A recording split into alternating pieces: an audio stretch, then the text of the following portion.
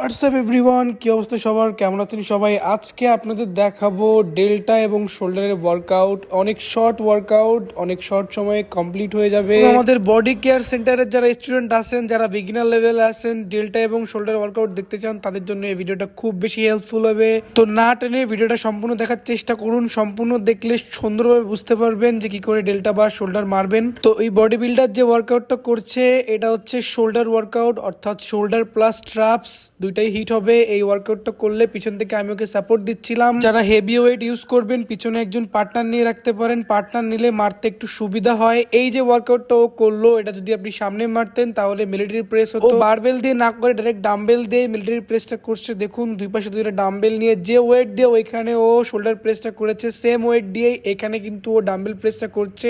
যে ডাম্বেল প্রেসটা ও এখন করছে, ও যদি এইটা আরেকটু পিছনের দিকে নিয়ে করতো, অর্থাৎ যদি কানের পিছনে ডাম্বেলটা নামাতে পারতো, তাহলে এটা শোল্ডার প্রেসে যেত। যেহেতু সামনে নামাচ্ছে, এটা ডেল্টায় লাগতেছে। এটা খুবই ভালো একটা ওয়ার্কআউট। এবং এর